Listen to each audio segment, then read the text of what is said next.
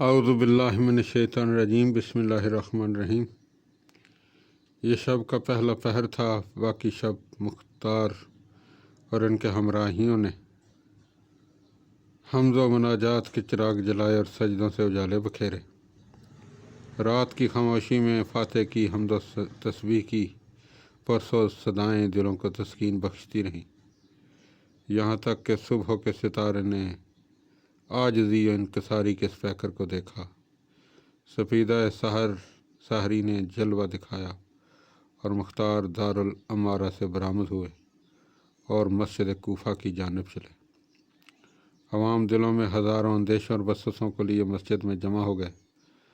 ظالم اور بدکار حاکموں کے ستائے لوگوں کی آنکھیں مختار کی طرف لگی ہوئی تھی کہ نہ جانے وہ کون سی حکمت عملی اختیار کریں گے، ان کے ساتھ کیا سلوک کیا ہوگا اور وہ کیسے دور میں داخل ہوں گے۔ مختار کے حامیوں کے چہرے خوشی سے دھمک رہے تھے اور ان کے دل کی آرزو برابر ہوئی تھی۔ ان کے مقصد کے حصول کا وقت قریب آن پہنچا تھا۔ مختار نے نماز پڑھائی اور خطبہ دینے کے لیے برسر منبر گئے اور ان کے انداز میں عاجزی و فرتنی تھی۔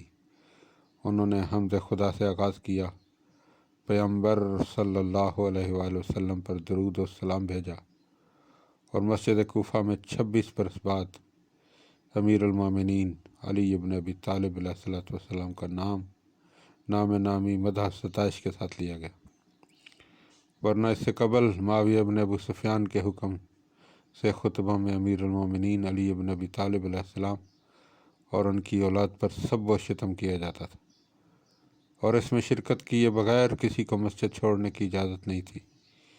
اسی لیے خطبہ نماز سے قبل دینے کی رسم ڈالی گئی تھی۔ مختار کی زبان سے علی مرتضیٰ علیہ السلام کی مدح سن کر اصحاب پیغمبر صلی اللہ علیہ وآلہ وسلم اور مومنین کے دل پھول سے کھل گئے، ان کی آنکھوں سے آنسو روا ہو گئے اور ان کے ہونٹوں سے بے ساختہ درود و سلام کے نعرے بلند ہونے لگے۔ تمام مسجد میں ایک پر نور سرخوشی کا عالم طاری ہو گیا۔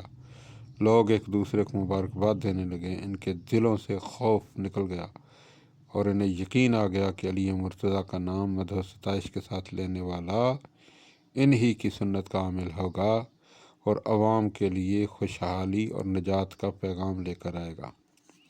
مختار نے اپنے مقاصد پر روشنی ڈالی، اے لوگو، کان دھر کر سنو کہ میں سرکشوں پر مسلط کیا گیا ہوں کہ انہیں سیدھا کروں۔ میں اس لیے میدان میں آیا ہوں کہ نواسۂ رسول صلی اللہ علیہ وآلہ وسلم حسین مظلوم علیہ السلام کے خون ناحق کا بدلہ لوں۔ میں کتاب خدا اور سنت رسول کو اپنا رہنما بناؤں گا اور کسی پر کوئی زیادتی نہیں کروں گا۔ میری طرف سے سب کو امان ہے، سوا ان کے جن کا دامن خون حسین علیہ السلام سے داغدار ہے۔ میں ایسے تمام لوگوں کو ان کے انجام تک پہنچانے کا عزم لے کر آیا ہوں اور انشاءاللہ اسے پورا کروں گا۔ جس طرح حام بن گودرز اجمی نے سرزمین بابل پر بنی اسرائیل سے پیغمبر خدا حضرت یحییٰ ابن زکریا علیہ السلام کے خون کا بدلہ لیا تھا، اسی طرح میں بھی خون حسین کے ایک ایک قطرے کا بدلہ لوں گا۔ مختار نے خطبہ تمام کیا، بیعت عام ہو گئی۔ اس کے بعد انہوں نے بیت المال کا جائزہ لیا اور سپاہیوں کو تنخواہیں دیں، عامل مقرر کیے۔ ابراہیم ابن مالک اشتر کو تمام لشکر کا امیر بنایا، یزید ابن انس کو سپہ سالار مقرر کیا، خود ظہر تک ایوان عدل میں بیٹھنے کا معمول بنا لیا اور انصاف سے فیصلے کرنے لگے۔ حکومت کے استحکام نے مختار کے دل کے گھاؤ کو نہیں بھرا تھا، انہیں ان کا مقصد بے چین کیے ہوئے تھا۔ انتقام کا جوالامکھی ان کے روئیں میں کھولتا تھا۔ انہوں نے اپنے ساتھیوں کو طلب کیا اور بولے، اللہ تعالیٰ نے اپنے حبیب صلی اللہ علیہ وآلہ وسلم کے صدقے میں ایسے اسباب مہیا کر دیے ہیں کہ ہم اپنے مقصد کے حصول میں سرگرم ہو جائیں۔ میں چاہتا ہوں کہ بہت جلد ان تمام ملعونوں کی فہرستیں مرتب کر لی جائیں جن کے ہاتھ فرزند رسول صلی اللہ علیہ وآلہ وسلم کے خون سے رنگے ہوئے۔ اس میں بڑی احتیاط سے کام لیا جائے تاکہ کوئی مجرم سزا سے نہ بچ سکے اور کوئی بے گناہ ناحق سزا نہ پائے۔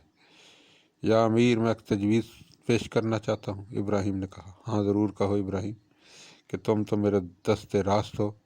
مختار نے محبت سے جواب دیا۔ قاتلان حسین علیہ السلام جانتے ہیں کہ ان کی بدبختی ان کے دروازوں پر آن پہنچی ہے، اسی لیے انہوں نے اپنے ہاتھ پیر مارنے شروع کر دی۔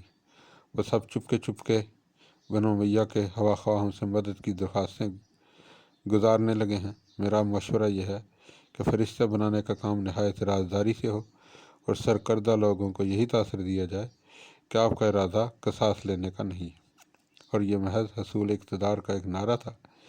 ان ملعونوں پر آپ کی حکمت عملی واضح نہیں ہونی چاہیے۔ ابراہیم نے وضاحت سے بتایا، مرحبا میرے بھائی، تم اپنے باپ ملک اشتر کی شجاعت و فراست کے حقیقی وارث ہو۔ تمہاری رائے صائب اور مشورہ معقول ہے۔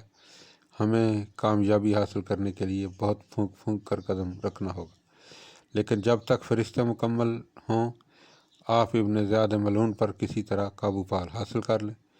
اس دشمن خدا اور رسول نے ہمارے مظلوم آقا کو یزید پلید سے براہ راست بات نہیں کرنے دی۔ اسی بے دین نے نواس رسول کے سر کے ساتھ گستاخی کی، اور یہی وہ بے غیرت اور کمینہ خصلت ہے جس نے مظمہ مخدومہ جناب زینب کبریٰ سلام اللہ علیہ کو ناسزا کلمات کہے، اور جب اہل بیت عظام کم سن بچوں کے ہمراہ دربار میں لائے گئے تو یہ بھوکے پیاسے بچوں کے سامنے کھانا کھاتا رہا۔ یہ وہ نیچ انسان ہے جس نے مختار کا لہجہ گلوگیر ہو گیا اور شدت گریہ نے انہیں بولنے سے روک دیا۔ ابراہیم بھی آپ دیدہ ہو گئے اور سینے پر ہاتھ رکھ کر بولے، بس کیجیے یا اخی، ان واقعات نے زندگی کو ہمارے لیے تہمت بنا دیا۔ میں اپنی سانسوں کی آمد رفت کو وبال جانتا ہوں۔ میں خدا کو گواہ بنا کر کہتا ہوں کہ اب زندگی میں جو بھی کشش باقی ہے وہ اسی خیال سے ہے کہ مجھے اپنے امام علیہ السلام کے خون کا بدلہ لینا ہے۔ ابن زیاد ملعون کو جہنم حاصل کرنے میں مجھے ایک لمحے کی تاخیر بھی گوارا نہیں، لیکن مجھے کوفہ میں مقیم قاتلان حسین کی طرف سے اندیشہ ہے کہ وہ آپ کو تنہا سمجھ کر کہیں کوئی شرارت نہ کریں۔ مختار نے محبت کی نگاہ سے انہیں دیکھا۔ ابراہیم، میں تمہاری دور اندیشی اور اخلاص کا معترف ہوں، لیکن میرا خیال ہے کہ یہاں کچھ فوج میری مدد کے لیے چھوڑ دی جائے، باقی تم اپنے ہمراہ لے جاؤ، کیونکہ ہمارا اصل مقصد تو ان بے دینوں کے بوجھ سے زمین کو نجات دلانا ہے جنہوں نے رسول اللہ صلی اللہ علیہ وآلہ وسلم کے حق کو نہیں پہچانا۔ ابراہیم نے قبضہ شمشیر پہ ہاتھ رکھا، اگر آپ کی یہی منشا ہے تو میرے لیے اس سے بڑھ کر پسندیدہ کوئی بات نہیں۔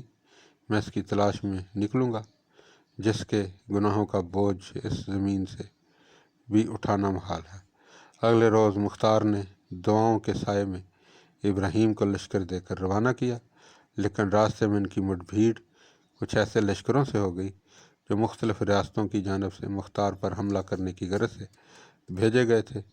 ابراہیم کی قیادت میں سپاہیوں نے شجاعت کے ایسے جوہر دکھائے کہ حملے کی غرض سے آنے والے لشکروں کو لوٹنا پڑا۔ ابراہیم کی روانگی کے ساتھ ہی قاتلان حسین سرگرم ہو گئے۔ شیس ابن ربیع نے سنان ابن انس، شمر ذی الجوشن، خولی ابن یزید، عثمان بن خالد اور عمر سعد جیسے سرکردہ لوگوں کو اپنے مکان پر جمع کیا۔ یہ وہ سب لوگ تھے جنہوں نے سانحہ کربلا میں نمایاں حصہ لیا تھا۔ شیس ابن ربیع نے اس اجتماع کا مقصد بیان کرتے ہوئے کہا کہ تم لوگ دیکھتے ہو کہ مختار ثقفی نے کس چالاکی سے اپنا مقصد حاصل کر لیا ہے۔ کل کا قیدی آج ہمارا حکمران بنا بیٹھا ہے۔ جس طرح اس نے ابن زیاد کے خلاف مہم روانہ کی ہے، اسی طرح ہماری طرف بھی متوجہ ہوگا۔ اس وقت ہمیں کوئی جائے پناہ نہیں مل سکے گی، ہمیں موقع سے فائدہ اٹھانا چاہیے۔ ابراہیم کو کوفے سے روانہ ہوئے 3 دن گزر چکے ہیں۔ اندازہ ہے کہ وہ لوگ کافی دور نکل چکے ہوں گے۔ اس وقت مختار کے پاس قوت کم ہے، اس پر قابو پانا آسان ہے۔ ہمیں اس کوشش میں اپنی تمام توانائیاں صرف کر دینی چاہیے، اسی میں ہماری نجات ہے۔ محمد ابن اشعث نے فکر مندی سے کہا، تم لوگ مختار کو غافل نہ سمجھو، وہ بہت ہوشیار آدمی ہے، اور اس کے ماننے والے اور اس کا ساتھ دینے والے کوفے کے مضافات میں بھرے پڑے ہیں، ایسا نہ ہو کہ ہمیں لینے کے دینے پڑ جائیں۔ تم نے بالکل درست کہا ابن اشعث، کوئی اور بولا، اگر ہم نے اس وقت کمر ہمت نہ باندھی تو مختار کا پاؤں ہماری گردنوں پر ہوگا۔ میرا خیال ہے کہ کوفے کی سختی سے ناکہ بندی کر دی جائے، پھر دیکھے کہ کون مختار کی کمک کو آتا ہے۔ ابراہیم کے بغیر مختار کی طاقت چوتھائی ہے، اگر ہم اتحاد کر لیں تو اسے چٹکیوں میں مسل سکتے ہیں۔ ہاں، پھر تو ابراہیم کے لیے بھی کوفہ واپسی مشکل ہو جائے گی۔ عمر سعد نے تائید کی۔ اس مسئلے پر بہت کچھ غور و خوض ہوتا رہا، صلاح و مشورے ہوتے ہوئے اور تمام منصوبہ طے پا گیا۔ اگلے روز محمد ابن اشعث اور عمر ابن سعد محلہ صباح میں پہنچے، جہاں ان کے ہم خیالوں کی تعداد زیادہ تھی۔ انہوں نے بڑی رازداری سے گفت و شنید مکمل کی اور مختار کا تختہ الٹنے کی تیاریاں ہونے لگیں۔ بڑی خاموشی کے ساتھ کوفے کی ناکہ بندی کا انتظام مکمل کر لیا گیا۔ مختار بھی غافل نہیں تھے، انہیں بھی مخبروں نے خبردار کر دیا تھا کہ پہلا کام انہوں نے یہی کیا کہ اپنے ایک وفادار غلام افلاح کو ایک تیز رفتار ناکہ دے کر ابراہیم کی طرف پیغام بھیجا کہ وہ جس مقام پر بھی ہیں فوراً کوفہ واپس آ جائیں۔ اپنے ساتھیوں کو تیار رہنے کا حکم دے کر وہ خود ہتھیار لگا کر کچھ سپاہیوں کے ساتھ محلہ صباح میں پہنچے۔ دیکھا کہ ایک کثیر مجمع ان کے خلاف اٹھ کھڑا ہوا ہے اور لوگ بڑی سرگرمی سے دارالعمارہ کی جانب بڑھنے کی کوشش کر رہے ہیں تاکہ انہیں گھیر لیا جائے۔ مختار نے گھوڑے کو کچھ دور ہی روک لیا اور للکار کر کہا، اے لوگو، تم کیوں گمراہ ہو گئے ہو اور ان لوگوں کی باتوں میں آ گئے ہو جنہوں نے مال دنیا کی خاطر رسول صلی اللہ علیہ وآلہ وسلم کے حقوق کو ضائع کیا اور ان کی اولاد کے ساتھ ایسا ظالمانہ برتاؤ کیا ہے جس پر انسانیت سر گریبان ہے۔ میں اپنے آقا و مولا امیر المومنین علی مرتضیٰ کی سنت پر چلتا ہوں جو سنت رسول ہے۔ میں سب کے ساتھ انصاف کرتا ہوں اور کسی کے ساتھ زیادتی نہیں کرتا۔